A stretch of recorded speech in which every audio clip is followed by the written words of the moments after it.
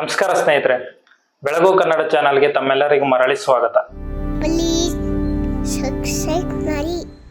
ಬೇಂದ್ರೆಯವರು ಕನ್ನಡ ಸಾಹಿತ್ಯದ ನವೋದಯ ಕಾಲಘಟ್ಟದ ಪ್ರಮುಖ ಕವಿಗಳಲ್ಲಿ ಒಬ್ಬರು. ಬೇಂದ್ರೆಯವರನ್ನು ಕರ್ನಾಟಕದ ವರಕವಿ ಎಂದೇ ಕರೆಯಲಾಗುತ್ತದೆ. ಬೇಂದ್ರೆಯವರು ಕನ್ನಡಕ್ಕಾಗಿ 2ನೇ ಜ್ಞಾನಪೀಠ ಪ್ರಶಸ್ತಿಯನ್ನು ತಂದುಕೊಟ್ಟವರು. ಬೇಂದ್ರೆಯವರು ಅಂಬಿಕಾ ತನಯ ದತ್ತ ಎಂಬ ಕಾವ್ಯನಾಮದಿಂದ ಪ್ರಸಿದ್ಧಿ ಪಡೆದವರು. ಬೇಂದ್ರೆಯವರು ತಮ್ಮ ಕೃತಿಗಳಲ್ಲಿ ವೈವಿಧ್ಯಮಯ ಆಧ್ಯಾತ್ಮಿಕ ತಂತ್ರಗಳು, ಶಾಸ್ತ್ರೀಯ ಮತ್ತು ಸಾಂಪ್ರದಾಯಿಕ ಶೈಲಿ, ಗ್ರಾಮೀಣ ಮತ್ತು ಜಾನಪದ ಶೈಲಿಯ ನುಡಿಗಟ್ಟುಗಳನ್ನು ಯಥೇಚ್ಛವಾಗಿ ಬಳಸಿದ್ದಾರೆ. ದರಾ ಬೇಂದ್ರೆಯವರನ್ನು ಪರಿಚಯಿಸುವ ಪುಟ್ಟದೊಂದು ವಿಡಿಯೋ ನಿಮಗಾಗಿ. ವಿಶ್ವಮಾತೆಯ ಗರ್ಭ ಕಮಲ ಜಾತ ಪರಾಗ ಪರಮಾಣು ಕೀರ್ತಿನ. ವಿಶ್ವಮಾತೆಯ ಗರ್ಭ ಕಮಲ ಜಾತ ಪರಾಗ ಪರಮಾಣು ಕೀರ್ತಿ ನಾನು. ವರಕವಿ ಎಂದೇ ಹೆಸರಾದ ದತ್ತಾತ್ರೇಯ ರಾಮಚಂದ್ರ ಬೇಂದ್ರೆಯವರು 1896 ಜನವರಿ 31ರಂದು ಜನಿಸುತ್ತಾರೆ. ಬೇಂದ್ರೆಯವರ ತಂದೆ ರಾಮಚಂದ್ರ ಭಟ್ಟರು, ತಾಯಿ ಅಂಬಿಕೆ. ಬೇಂದ್ರೆಯವರ ಮನೆತನದ ಮೂಲ ಹೆಸರು ರೋಸರ. ವೈದಿಕ ಮಾಡುವುದು ಇವರ ಮನೆತನದ ವೃತ್ತಿ.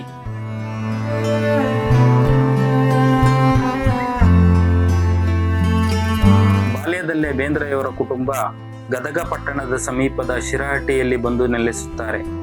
ಬೇಂದ್ರೆಯವರು 11 ವರ್ಷದವರಿದ್ದಾಗಲೇ ತಮ್ಮ ತಂದೆಯನ್ನು ಕಳೆದುಕೊಳ್ಳುತ್ತಾರೆ.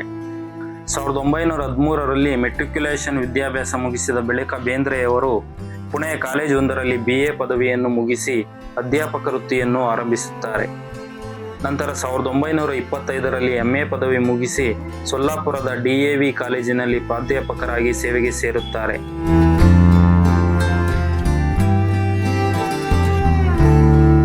ಬೇಂದ್ರೆಯವರು 1919ರಲ್ಲಿ ಹುಬ್ಬಳ್ಳಿಯಲ್ಲಿ ಲಕ್ಷ್ಮೀಬಾಯಿಯವರನ್ನು ಮದುವೆಯಾಗುತ್ತಾರೆ. ಅವರ ಪ್ರಥಮ ಕಾವ್ಯ ಸಂಕಲನ ಕೃಷ್ಣಕುಮಾರಿ ಪ್ರಕಟವಾಗಿದ್ದು ಆಗಲೇ.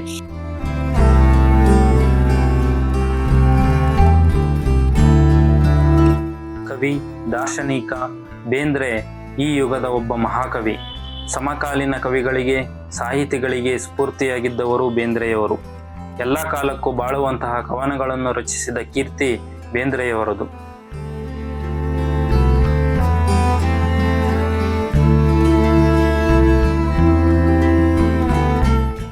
ಸಾಹಿತ್ಯ ರಚನೆ ಅವರ ನೆಚ್ಚಿನ ಹವ್ಯಾಸ. ಕಾಲೇಜಿನಲ್ಲಿ ಓದುತ್ತಿರುವಾಗಲೇ ಕವಿತೆಗಳನ್ನು ರಚಿಸುತ್ತಿದ್ದರು ಬೇಂದ್ರೆಯವರು. ಅಲ್ಲಿಂದ ಬೇಂದ್ರೆಯವರು ನಿರಂತರವಾಗಿ ಕವನಗಳನ್ನು ರಚಿಸುತ್ತಲೇ ಬಂದರು.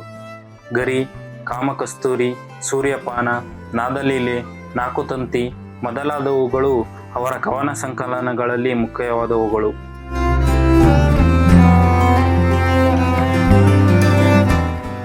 ಬೇಂದ್ರೆಯವರು ರಚಿಸಿದ ನಾಕುತಂತಿ ಕೃತಿಯು 1974ರಲ್ಲಿ ಕೇಂದ್ರ ಜ್ಞಾನಪೀಠ ಪ್ರಶಸ್ತಿಗೆ ಪಾತ್ರವಾಗುತ್ತದೆ. ಕವಿತೆಗಳನ್ನಲ್ಲದೆ ನಾಟಕಗಳು, ಸಂಶೋಧನಾತ್ಮಕ ಲೇಖನಗಳು, ವಿಮರ್ಶೆಗಳನ್ನು ಬೇಂದ್ರೆಯವರು ರಚಿಸಿದ್ದಾರೆ.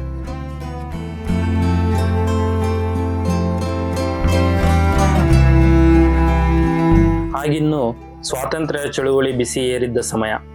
ಬೇಂದ್ರೆಯವರ ಗರಿ ಕವನ ಸಂಕಲನದಲ್ಲಿನ ನರಬಲಿ ಎಂಬ ಕವನವು ಆಗಿನ ಬ್ರಿಟಿಷ್ ಸರ್ಕಾರವನ್ನು ಕೋಪಗೊಳ್ಳುವಂತೆ ಮಾಡುತ್ತದೆ. ದೇಶ ಪ್ರೇಮಿಗಳು, ದೇಶಭಕ್ತರು ಆಗಿದ್ದ ಬೇಂದ್ರೆಯವರು ಅನೇಕ ಚಳುವಳಿಗಳಲ್ಲಿ ಭಾಗವಹಿಸಿ ಕೆಲಕಾಲ ಸೆರೆವಾಸ ಕೂಡ ಅನುಭವಿಸುತ್ತಾರೆ. ಉತ್ತಮ ವಾಗ್ಮಿಗಳಾಗಿದ್ದ ಬೇಂದ್ರೆಯವರ ಉಪನ್ಯಾಸಗಳೆಂದರೆ ಜನರಿಗೆ ಹಬ್ಬವೂ ಹಬ್ಬ. ಅವರ ಮಾತುಗಳೆಲ್ಲವೂ ಕವಿತೆಗಳ ಉಪಾಧಿಯಲ್ಲಿ ಹೊರಹೊಮ್ಮುತ್ತಿದ್ದವು. ಭರತ ಮಾತೆಯ ಕೋಟಿ ಕಾರ್ತಿಕೋತ್ಸವದಲ್ಲಿ ಮಿನುಗುತಿಯ ಜ್ಯೋತಿ ನಾನು. ಕನ್ನಡದ ತಾಯಿ ತಾವರೆಯ ಪರಿಮಳ ಉಂಡು ಬೀಳುತಿಯ ಗಾಳಿನ. ನನ್ನ ತಾಯಿಯ ಹಾಲು ನೆತ್ತರವ ಕುಡಿದಂಥ ಜೀವಂತ ಮಮತೆ ನಾನು. ಈ 5 ಇದೆಯರೆ ಪಂಚ ಪ್ರಾಣಗಳಾಗಿ ಈ ಜೀವ ದೇಹ ನಿಹನು. ಹೃದಯಾರವಿಂದದಲ್ಲಿ ಇರುವ ನಾರಾಯಣನೇ. ಕನ್ನಡವಲ್ಲದೆ ಮರಾಠಿ ಭಾಷೆಯಲ್ಲಿಯೂ ಸಹ ಬೇಂದ್ರೆಯವರು ಕೆಲವು ಕೃತಿಗಳನ್ನು ರಚಿಸಿದ್ದಾರೆ. ದೇಹನಿಲ್ಲಿ ಅಂಬಿಕಾ ತನಯನಿವನು. ಇಂಥವನು ನಾನು, ಇವನು ಕವಿ. ಬೇಂದ್ರೆಯವರು ರಚಿಸಿದ ಪಾತರಗಿತ್ತಿ ಪಕ್ಕ, ನೋಡಿದೇನೆ ಅಕ್ಕ ಇಂದಿಗೂ ಚಿಣ್ಣರ ಅತ್ಯಂತ ಪ್ರೀತಿ ಪಾತ್ರ ಕವನವಾಗಿದೆ.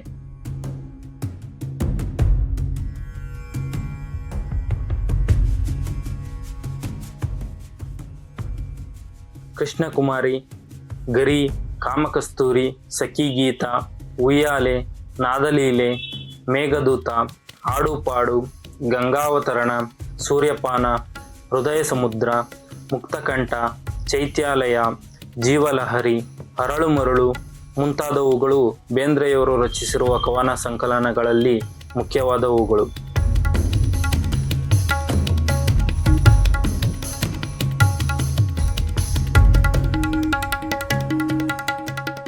ಬೇಂದ್ರೆಯವರು ಶಿವಮೊಗ್ಗದಲ್ಲಿ ನಡೆದ ಸಾಹಿತ್ಯ ಸಮ್ಮೇಳನದ ಅಧ್ಯಕ್ಷತೆಯನ್ನು ವಹಿಸುತ್ತಾರೆ. 1964ರ ಮೈಸೂರು ದಸರಾ ಕಾರ್ಯಕ್ರಮದಲ್ಲಿ ಬೇಂದ್ರೆಯವರನ್ನು ಸನ್ಮಾನಿಸಿ ಗೌರವಿಸಲಾಗುತ್ತದೆ.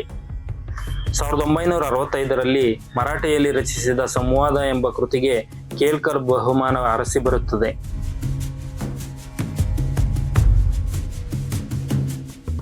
1968ರಲ್ಲಿ ಬೇಂದ್ರೆಯವರು ಪದ್ಮಶ್ರೀ ಪ್ರಶಸ್ತಿಗೆ ಪಾತ್ರರಾಗುತ್ತಾರೆ.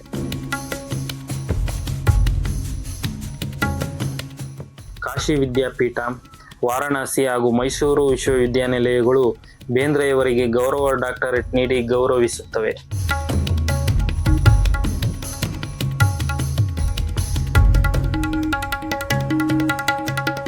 1981ರ ಅಕ್ಟೋಬರ್ನಲ್ಲಿ ಬೇಂದ್ರೆಯವರು ನಮ್ಮನ್ನೆಲ್ಲ ಅಗಲಿ ದೂರವಾಗುತ್ತಾರೆ.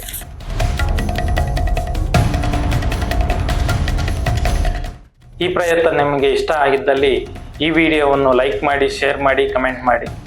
ತಪ್ಪದೆ ನಮ್ಮ ಚಾನಲನ್ನು ಸಬ್ಸ್ಕ್ರೈಬ್ ಮಾಡಿ.